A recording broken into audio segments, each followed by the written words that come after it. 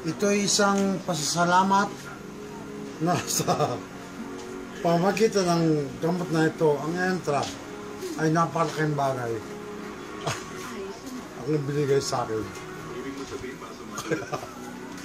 I-introduce ko sa inyo lahat na ang Entra ay totoo.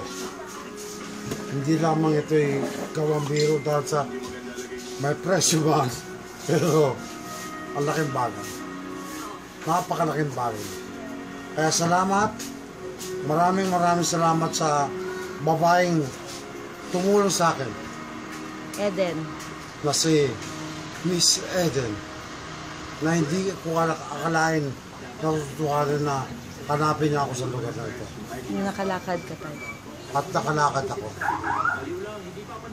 Ito ang pangalawang pagkakataon na ibinigay sa akin. Unang-una sa Panginoon Diyos, pangalawa sa Kanya, at pangatlo sa Entra. Hanggang dito lamang po, nagpapasalamat. Ako si Rodolfo Valenzuela Jr. Sakit mo tayo, yung sakit mo. Ang aking naging sakit ay isang brain stroke na nagkaroon ng bukol.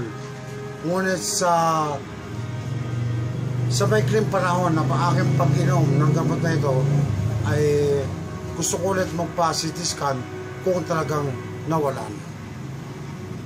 Kaya maraming salamat. At nakalakad.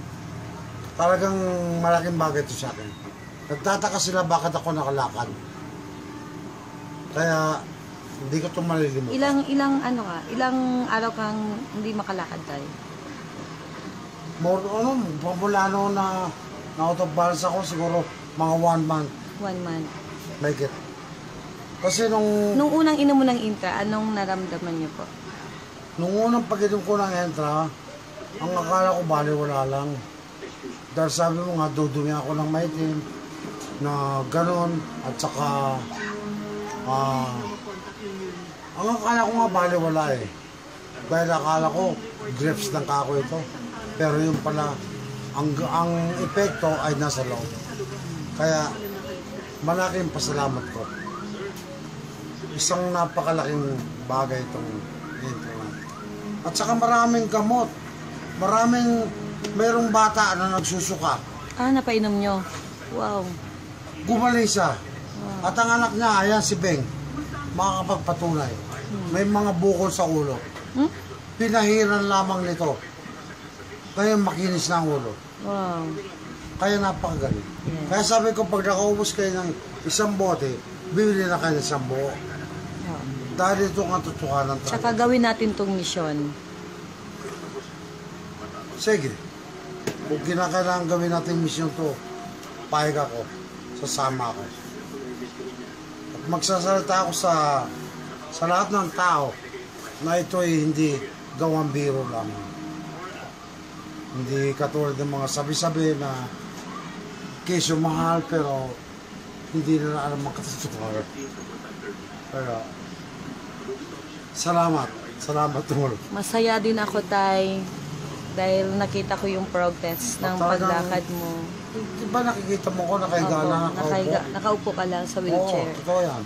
Hindi ko may galawang kamay ko, hindi ko may galawang pako. Ngayon, lakad ka nga tayo, tingnan natin. talaga nakakalakad na talaga. Pero ano lang, hindi pa masyado. Wow. Kaya kahit sabi ng asawa, kahit mahal yan, basta ikakagaling ko lang. Lakad tayo. Talagang nakakalakad lang. Wow, sige. Hindi lang, hindi ko na nga kailangan niya ibibigay sa akin ni Pastor Jonathan na Dandan lang. Nakakalakad na ako. Kunti panahon pa. Yes. Kaya sabi ko, sige na, pagpapatuloy ko pag-inom. Yes. Enter. Okay. Thank you.